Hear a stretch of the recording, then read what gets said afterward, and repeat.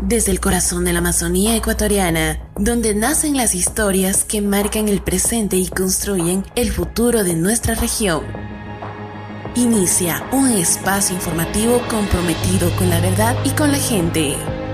Esto es Conexión Amazónica. Conexión Amazónica. El noticiero de Casa Independiente Amazónica. Un punto de encuentro con la información verificada, el análisis responsable y las voces que muchas veces no encuentran espacio en la agenda nacional.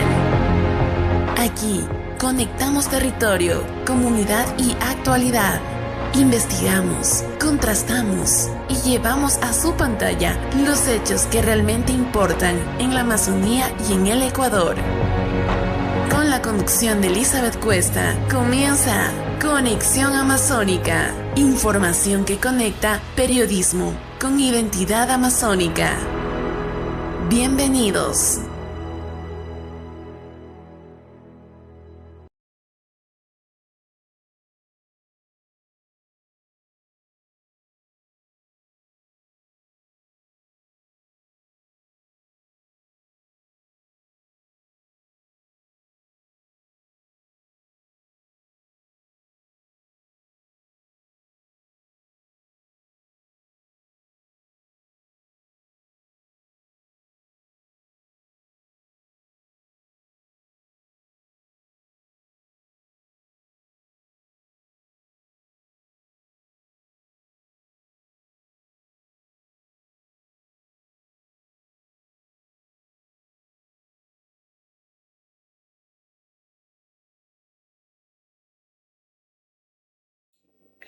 Claro que sí, en este momento les comentábamos el trabajo que estamos realizando en territorio. Sabemos bien que este fin de semana específicamente estuvimos ya en Taisha. ¿Cómo vimos la situación?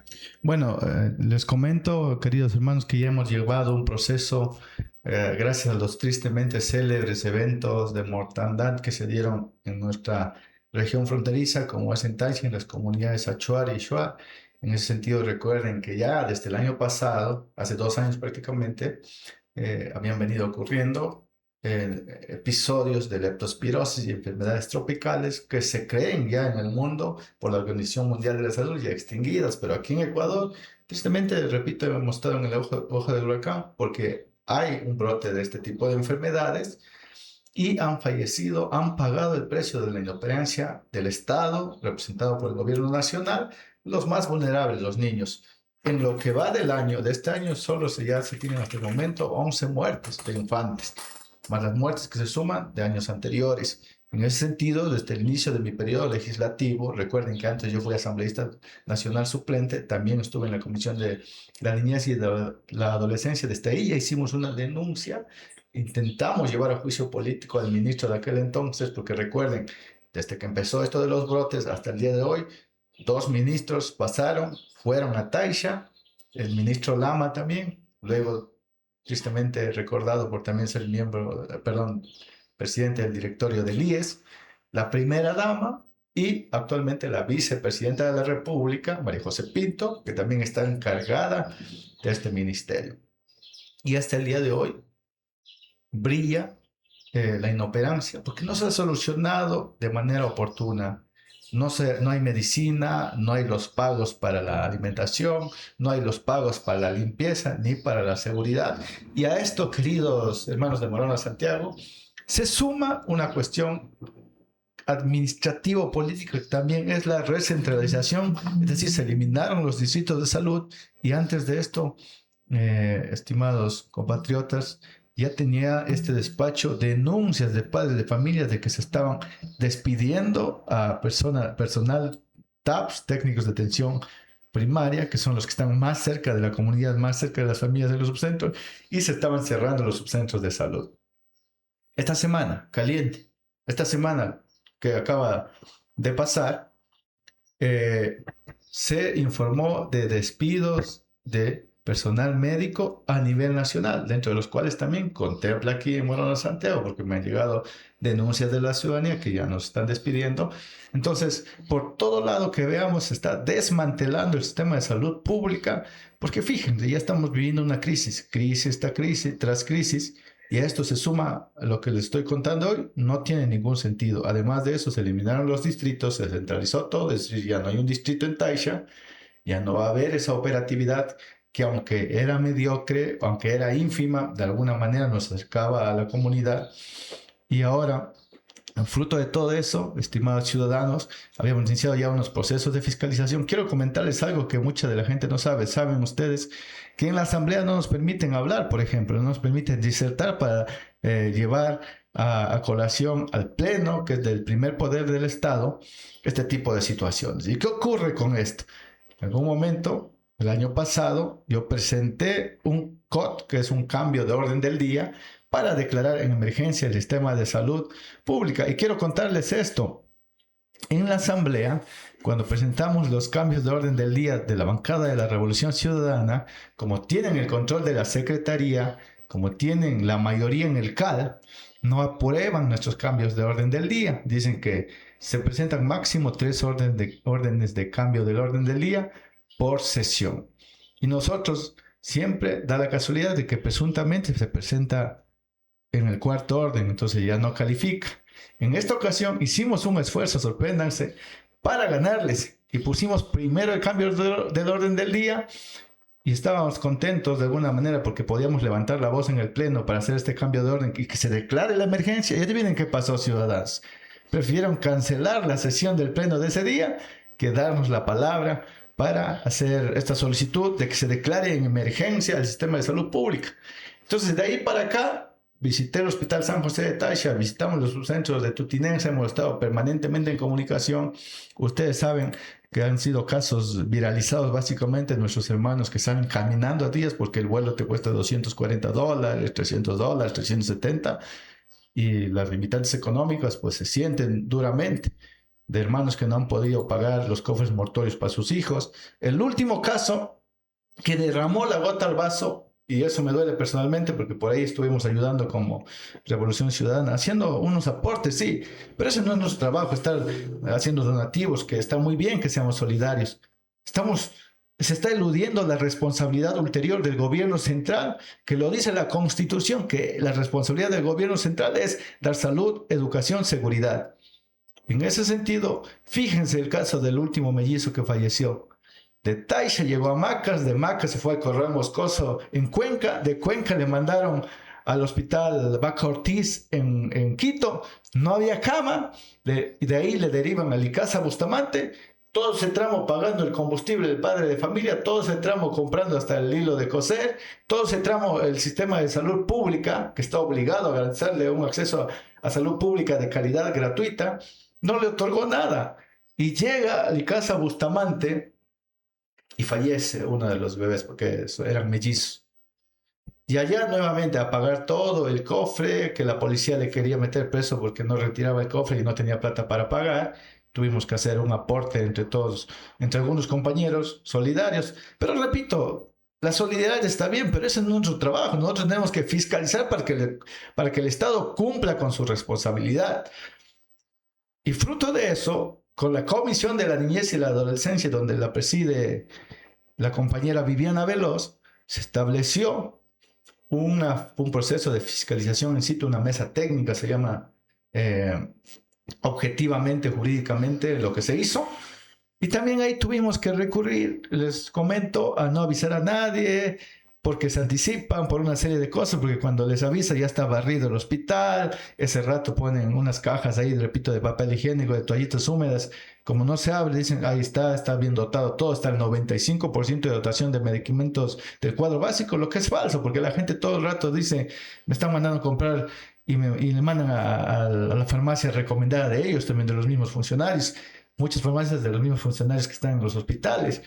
Entonces, se hizo este proceso de fiscalización en los hospitales de de San José de Taisha, se fue a Huasaga para de primera mano recoger también las inquietudes y las denuncias de los dirigentes, porque esto nos han denunciado dirigentes de comunidades, síndicos, que se están eliminando los subcentros, que lo poco que queda también está destruido, que las camillas donde les atienden es un colchón viejo lleno de moho, que no tiene ni siquiera agua para tomarse las pastillas.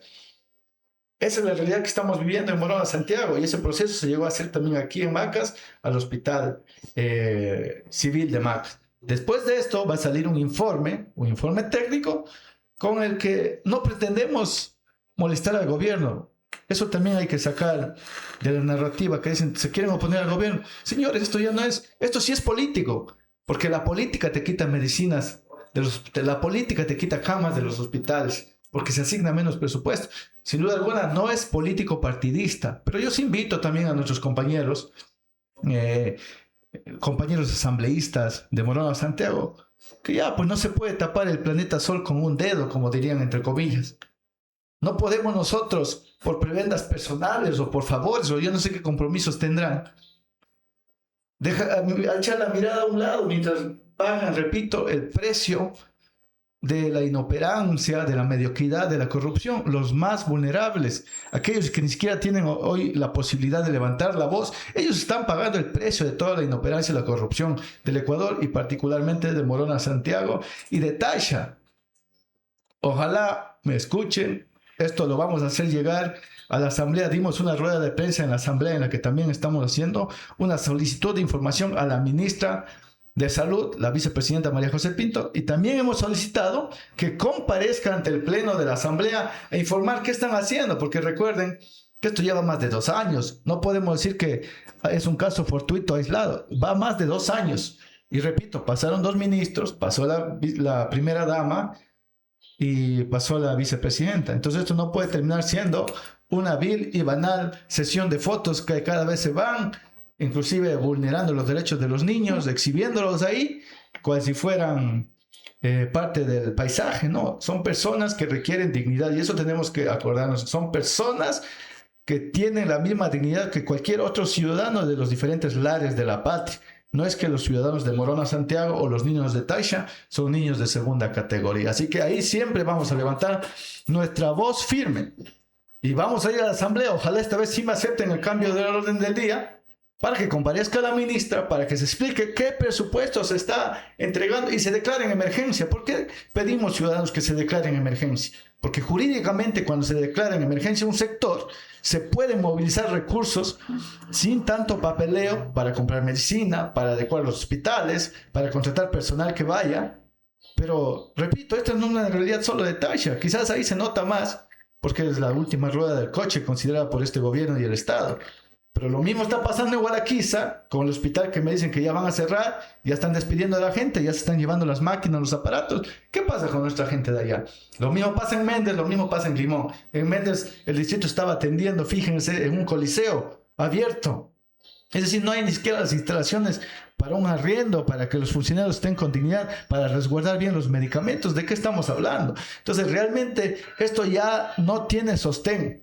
Hemos venido ya denunciando esto, repito, desde que inicié mi periodo legislativo, que fue el 15 de mayo. Lo primero que hicimos fue una de las primeras denuncias, además del tema de la universidad y la vialidad, fue precisamente este tema de salud. Y yo personalmente he sido el primer asambleísta, no sé si el único de la provincia, porque no les he visto todavía haber hecho una fiscalización como es, recabando información técnica y denunciando ante las autoridades, porque no es lo mismo llevar una media brigada, tomarse fotos y decir que has hecho fiscalización. Pero prácticamente se están apoderando de la agenda que ocurre acá en territorio, porque hay asambleístas que se molestan, ok, porque la Revolución Ciudadana está hablando acerca de eso en la asamblea y prácticamente yo tendría que ser quien hable.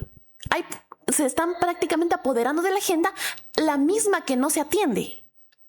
Así es, bueno, tenemos que seguir trabajando. Yo sí, repito, esto ya si es político, porque depende de una decisión política, podríamos votar en la asamblea, por ejemplo, para que comparezca la ministra, para que se declare en emergencia, hacer un exhorto, pero tienen que sumarse todas las tiendas.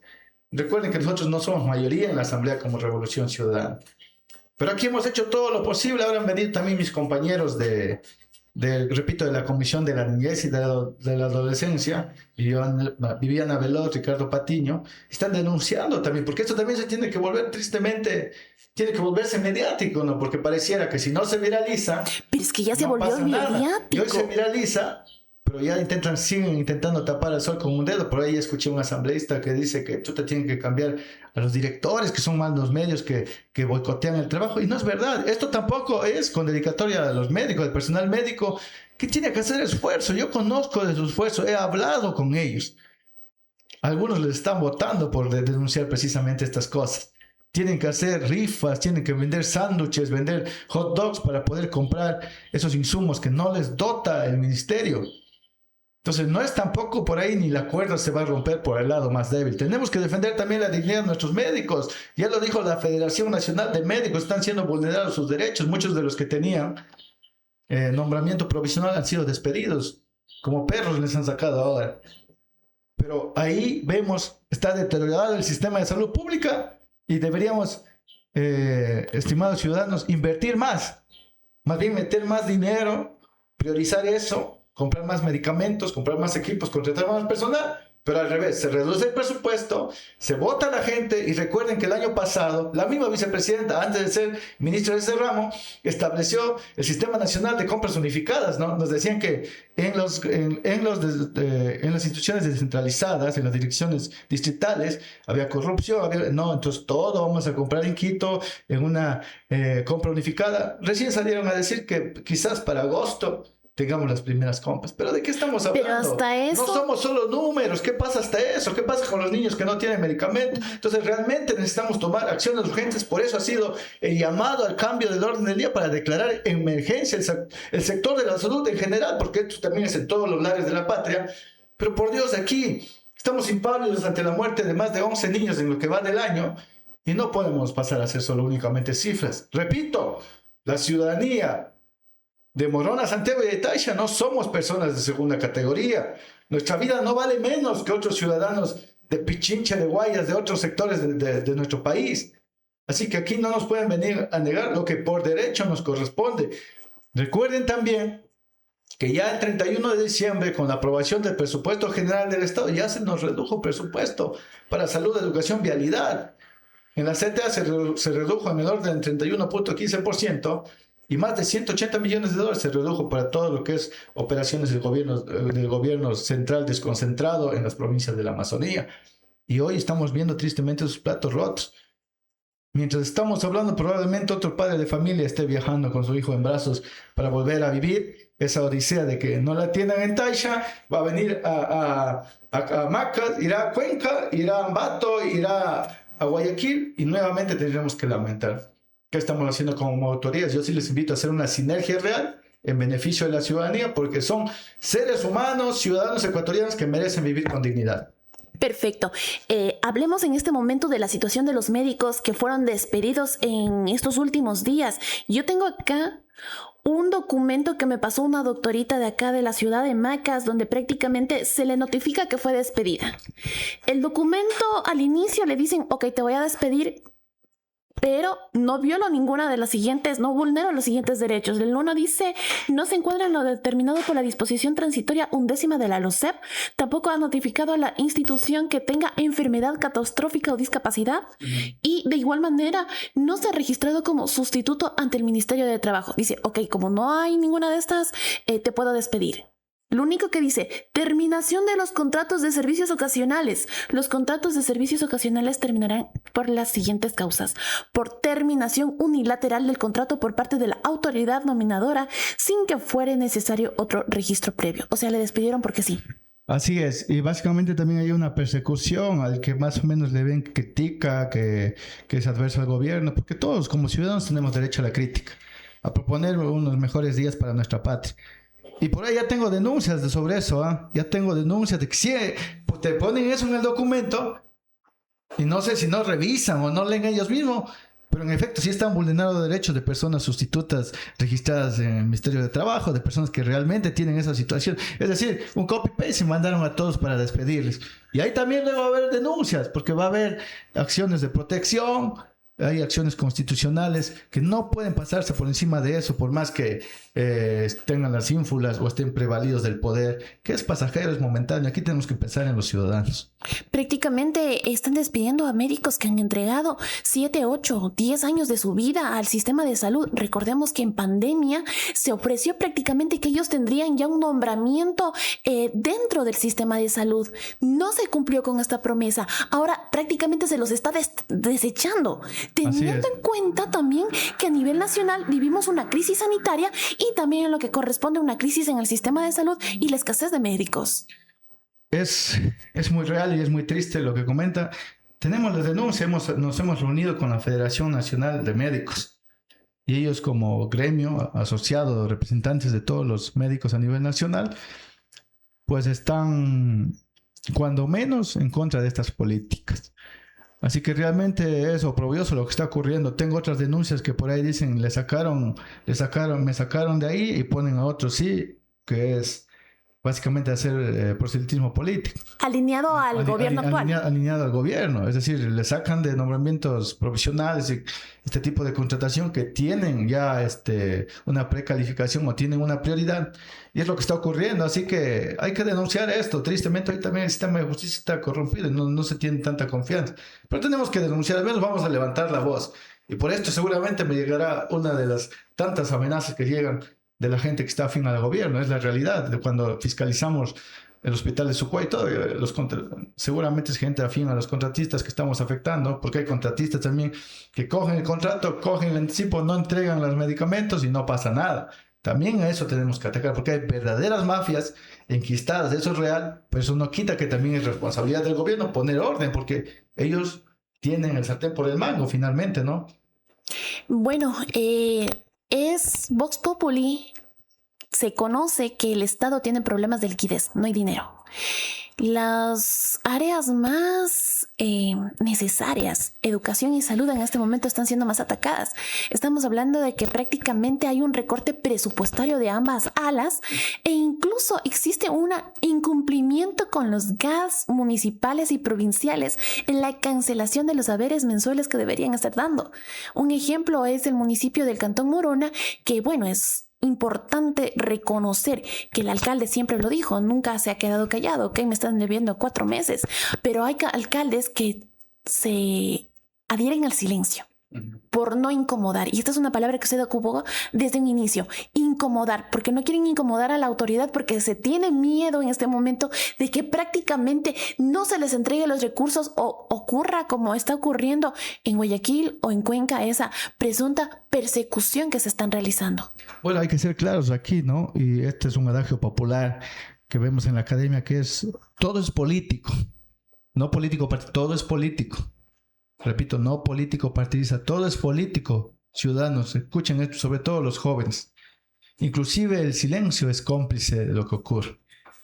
Y muchos de nuestras autoridades de gobiernos autónomos descentralizados, entiendo yo que seguramente se ven coaccionados, cooptados, porque si no, no les van a dar los recursos. Y fíjense que no son ni recursos extrapresupuestarios, como comentaba usted.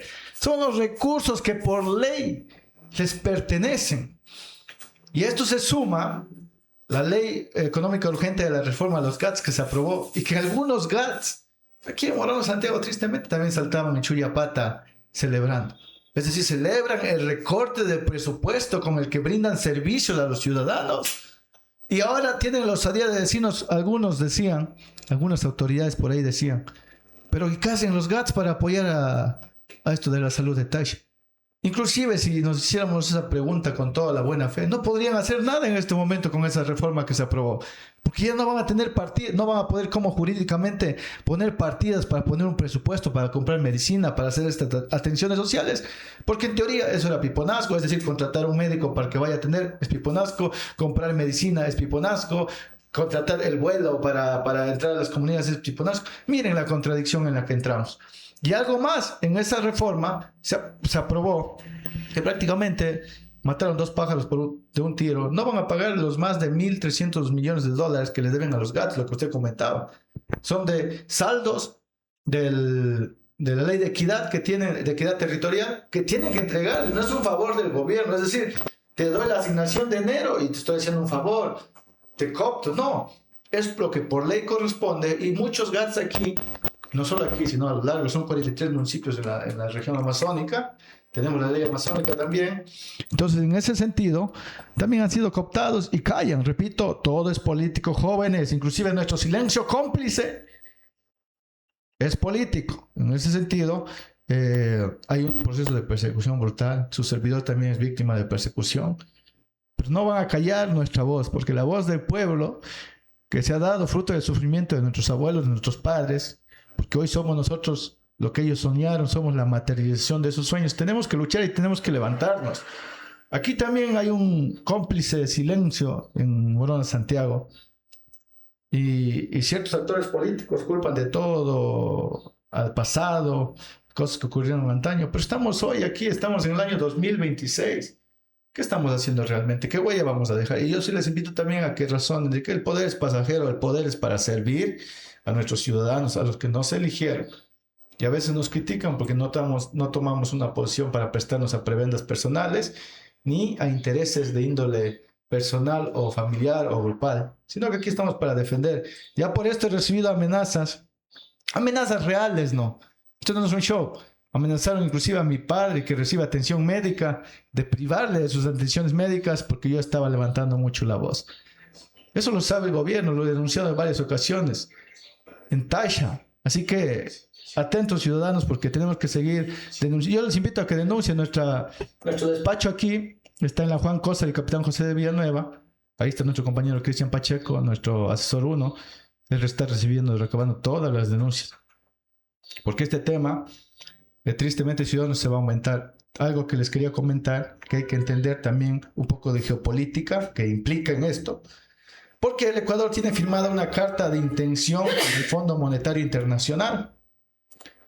Este documento quizás no pulula por todos lados, porque no es de interés también de los medios hegemónicos y de la clase política que está de gamonal de nuestro país. Pero ahí, entre líneas, dice que hay que reducir la masa salarial, que hay que incrementar los precios de los combustibles. Alguien me preguntaba de los precios de combustibles, porque yo publiqué en mis redes que el combustible se ha encarecido. Y primero es un hecho por el poder, por el efecto multiplicador del dinero, que si suben los combustibles van a subir todos los productos, por lo menos de consumo básico, aunque van a subir en realidad todos la cadena de producción en general, porque todo se transporta, hasta nosotros nos transportamos en medios de combustión fósil. Entonces si sube el combustible van a subir los precios de los pasajes y todo, ¿no? Y nos decían que eso es por la guerra. Yo les explico que en la venta de futuros de la bolsa de valores del WTI, que es nuestro patrón para nuestro petróleo del Ecuador, del West Texas Intermediate, tenemos un castigo del 5% ahí del precio estándar. Fíjense en la ironía de lo que comentan, porque nosotros somos un país productor, es decir, indirectamente el incremento que se da a raíz de la guerra que se diera nos beneficia también a nosotros, ¿no? Porque somos productores. En consecuencia, tendríamos que nivelar la balanza comercial en este tema de la importación de derivados y la exportación de nosotros de productos primarios como es el crudo. Entonces la ciudadanía no tendría por qué pagar los platos rotos. Lo que no nos dicen es que esto ya estaba en la agenda de la carta de intención del Fondo Monetario Internacional y que por estas fechas ya tenían que subir el precio de los combustibles, quitar los subsidios, es decir, les cayó como anillo al dedo al gobierno nacional el pretexto de la guerra para subirnos eso. Ahora, ¿qué pretextos nos darán ciudadanos para subirnos el gas que ya mismo sube? ¿Qué pretextos nos dirán? Hay otra guerra. Ya Irán ya anunció hace 2 días que abrió el estrecho de Hormuz. Para los que entendemos un poco de economía internacional y geopolítica, entenderíamos que con eso tienen que bajar los precios de los futuros, porque se venden los stock a futuros, no es que en este momento sube el precio inmediatamente. Así que atentos con eso, porque hay una desinformación, dice infórmense bien, no es por la guerra de Irán, no. ¿Por qué subieron entonces el IVA al 15% de los productos básicos? Eso también fue por la guerra de Irán. ¿Por qué se sube el IVA al 15% a los productos básicos de consumo básico que producimos del Ecuador, como leche, pan, cereales?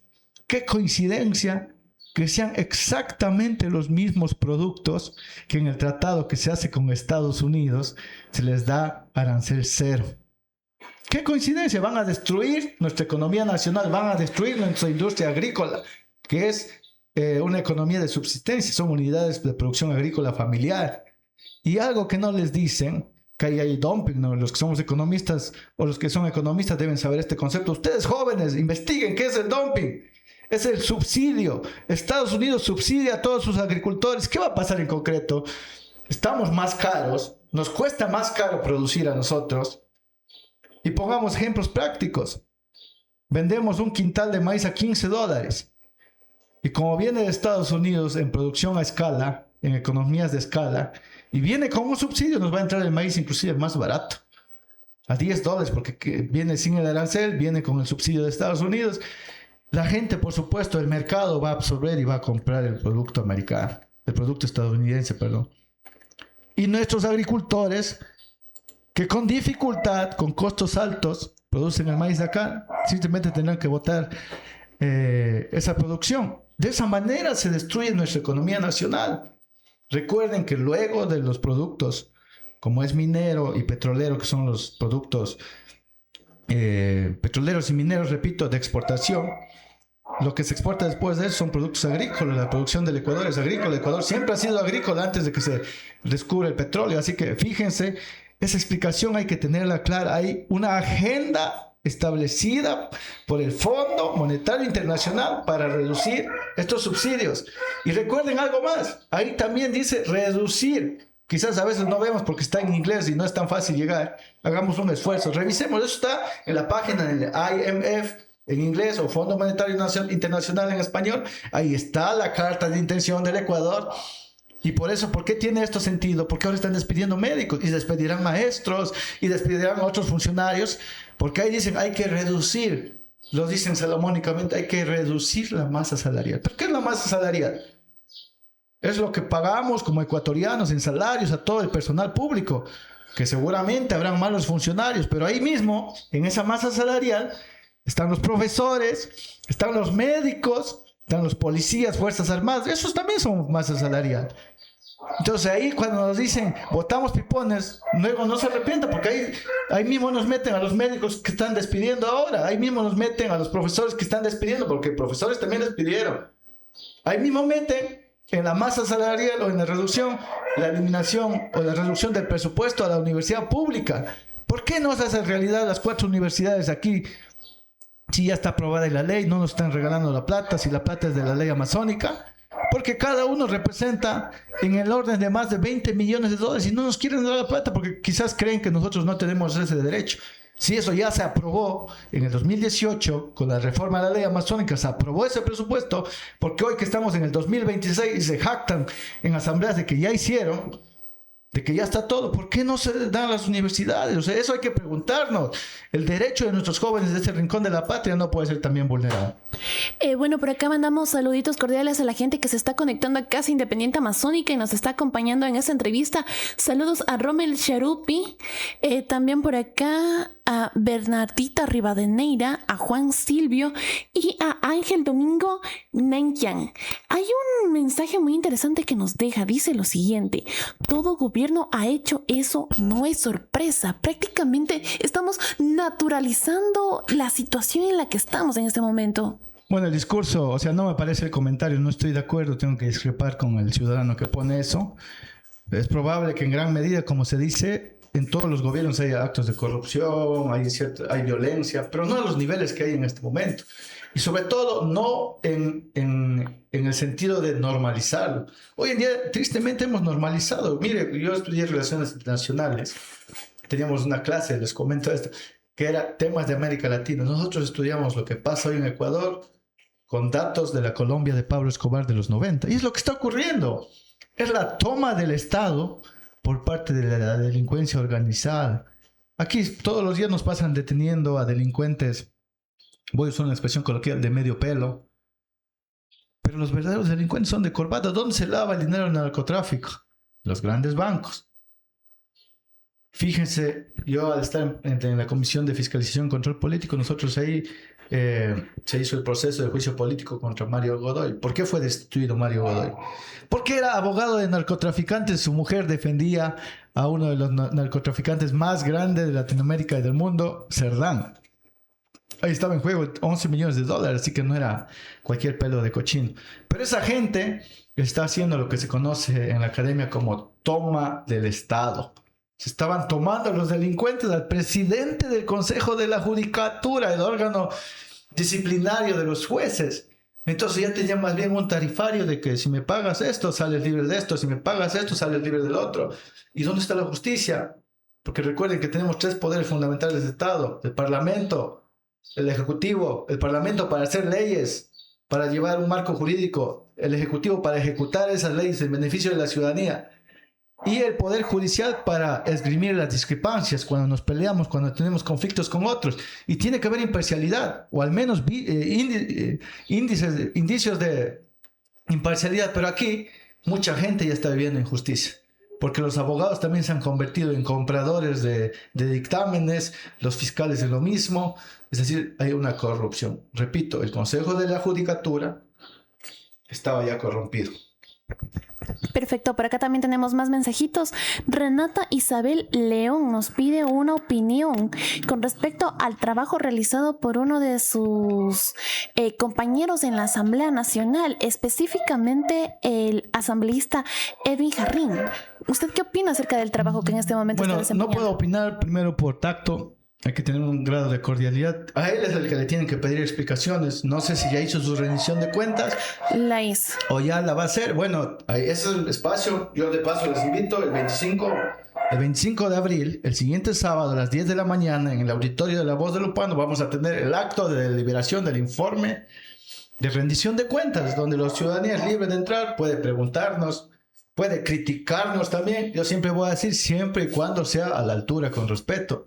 ¿Qué pasa con esto? Y ahí también podrán ver lo que con justa razón muchos ciudadanos dicen, ¿qué hacen los asambleístas?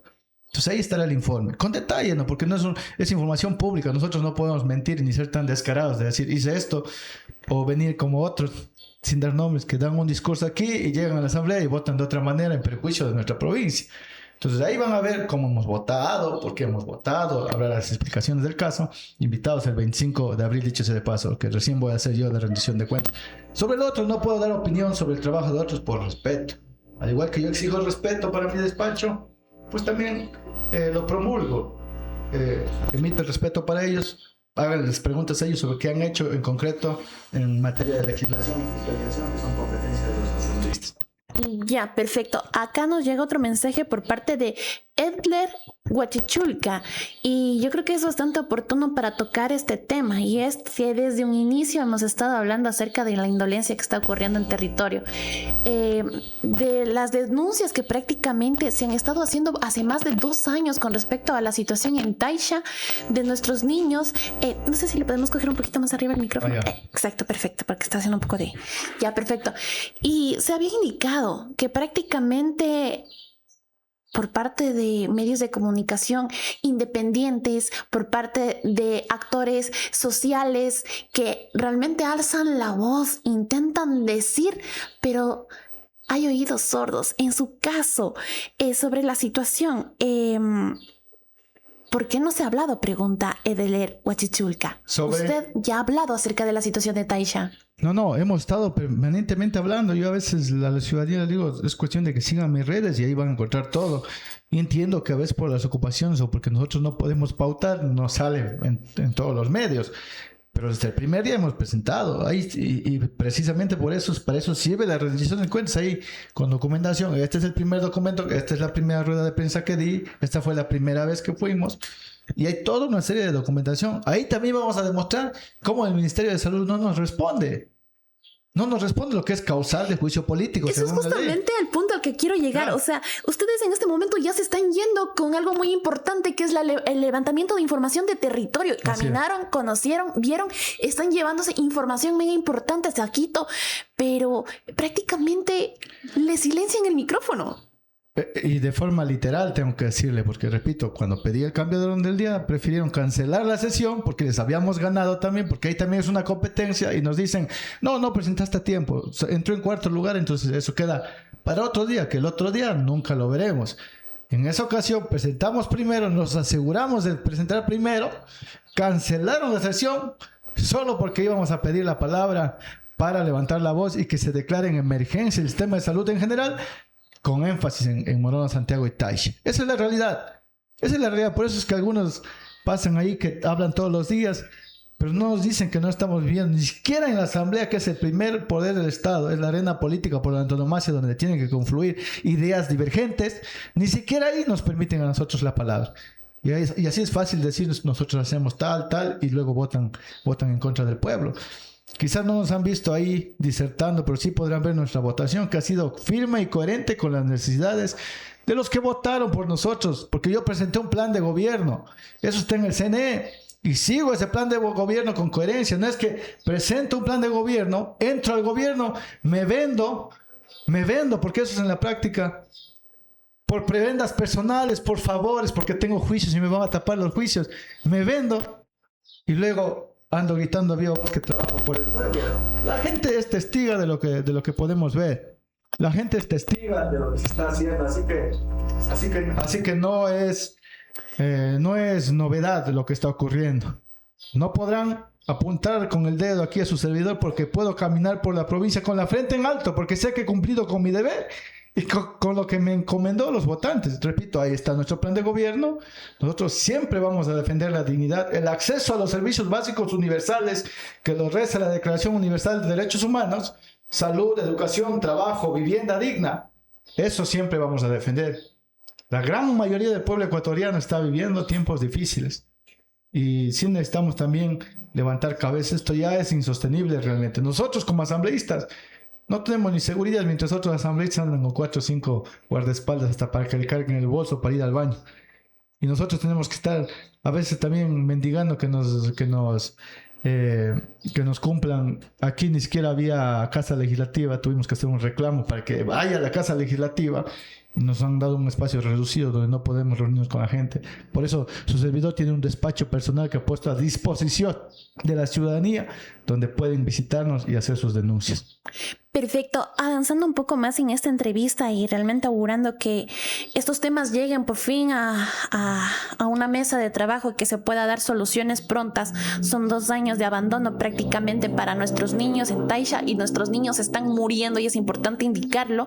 También viene un momento muy importante a nivel nacional y es que se vienen las elecciones seccionales 2026, ya no son 2027, sí. Nos anticipó todo. Exacto. Por acá la pregunta, ¿con quiénes tendrán alianza para las elecciones seccionales en el Cantón Moruena específicamente? Bueno, es temprano para hablar del tema de las alianzas, sí hay que dejar algo con claridad a la ciudadanía. No existen todavía por la Revolución Ciudadana candidatos, es decir, ni siquiera jurídicamente podrían serlo porque la máxima condición sería ser precandidatos. No existen todavía alianzas definidas, esto hay que decirlo con claridad. Pero ya se está conversando. Pero estamos en conversaciones, es nuestro derecho. Tenemos que conversar con todos y buscaremos las mejores opciones para terciar. Algo sí les dejo con mucha claridad y certeza a nuestros militantes y a nuestros potenciales candidatos, porque todos nuestros militantes tienen el derecho de promocionarse como precandidatos. La RC5 va a participar en estas elecciones seccionales, muy a pesar de los adversarios que quieren vernos caídos, y vamos a participar. Vamos a estar en la papeleta. Los ciudadanos van a tener la posibilidad de votar por los representantes de la Revolución Ciudadana y esa alternativa que representamos a los gobiernos autónomos descentralizados. Eso se los puedo garantizar. Vamos a participar en estas elecciones. Todavía no hay candidatos definidos. Todavía no hay alianzas. Ningún militante de Revolución Ciudadana se puede tomar el nombre de la revolución, del movimiento, para hacer pactos, triquiñuelas a título personal. Eso no existe en ninguno de los 13 cantones, en ninguna de las 45 parroquias. Próximamente estaremos de manera oportuna comunicando eso a toda la ciudadanía y a nuestros militantes. Otra consulta, y es muy importante aclarar esto. Hace unos días hubo una polémica con respecto a Sevilla Don Bosco y principalmente con el concejal Pablo Ayuy. ¿Qué ocurrió? ¿Hubo un conflicto interno dentro del partido político con relación a su figura? Bueno, el concejal Pablo Ayuy se ha alejado de los principios ideológicos de la Revolución Ciudadana y fundamentalmente ha traicionado la confianza de los votantes de este cantón en Sevilla Don Bosco. ¿Por qué? No porque no haga caso al asambleísta Nanquizán ni a la dirección provincial, sino porque no ha seguido al pie el régimen orgánico que nosotros tenemos, que no podemos apoyar a un candidato o a una autoridad que es afín al gobierno, afín al movimiento ADN, afín a un movimiento que representa los intereses de este gobierno actual que persigue a sus opositores, que persigue a nuestros líderes de la Revolución Ciudadana a nivel nacional, que tiene encarcelado al compañero Jorge Glass, que tiene en el exilio a nuestro presidente vitalicio Rafael Correa Delgado, que persigue, entre otros, a su mismo servidor, que también persigue a este servidor Naki San, el gobierno nacional.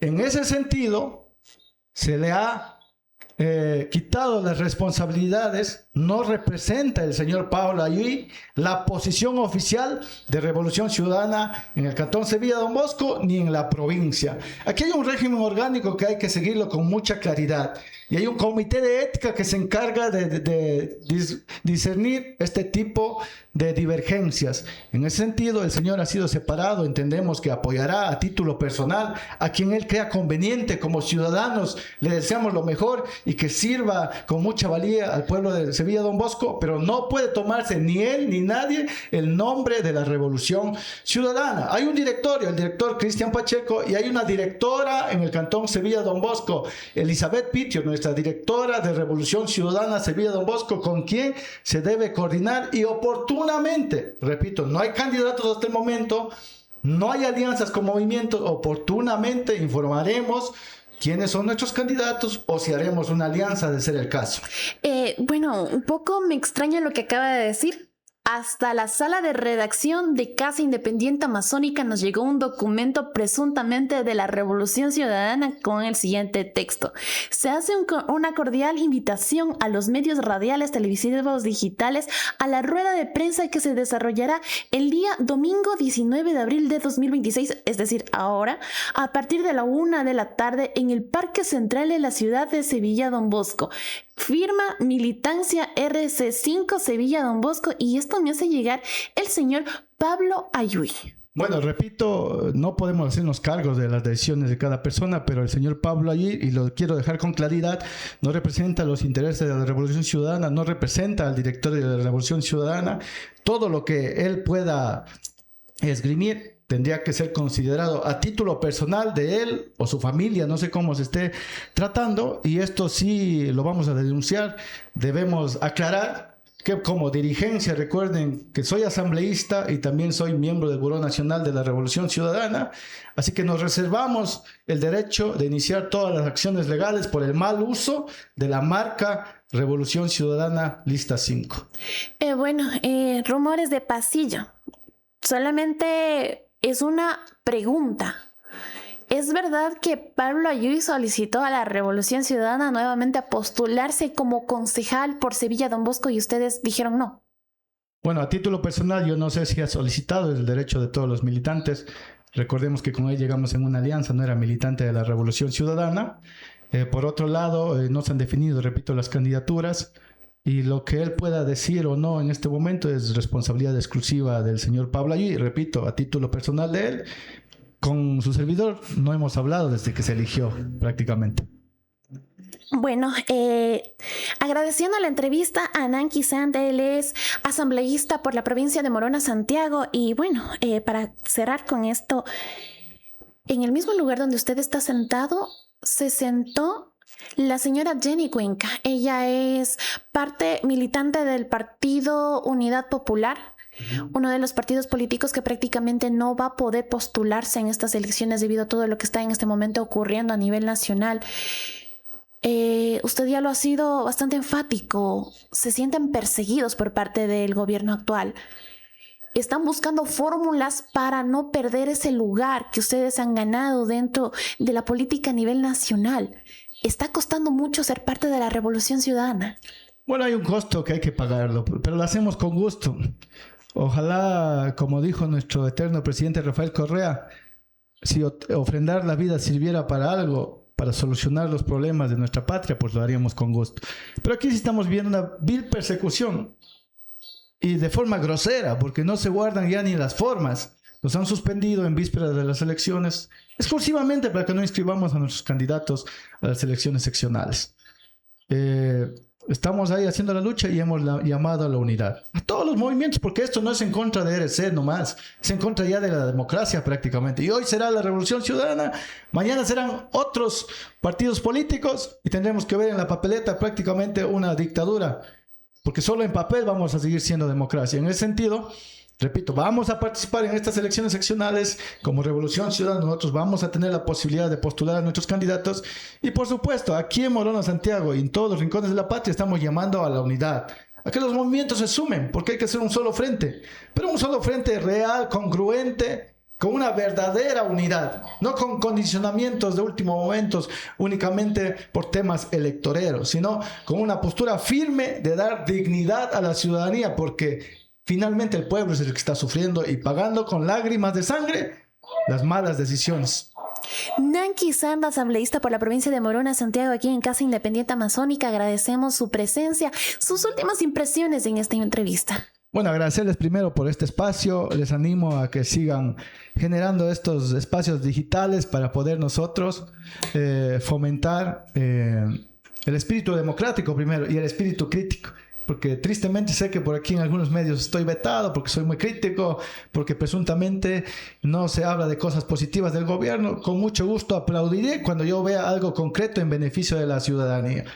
Si me permite, quiero también aprovechar la oportunidad para invitar, repito, el próximo 25 de abril, que es el día sábado, desde las 10 de la mañana en el auditorio de La Voz de Lupano, la radio de Voz de Lupano. Ahí vamos a estar haciendo nuestro acto de deliberación pública de la rendición de cuentas del periodo fiscal 2025, es decir, desde el 1 de enero hasta el 31 de diciembre del año 2025. Todavía no lo que viene de este año, eso lo haremos en el próximo. Así que todos están invitados, ahí podrán ver de primera mano lo que hemos venido haciendo, nuestras fiscalizaciones, nuestros proyectos de ley presentados que nos han negado todos.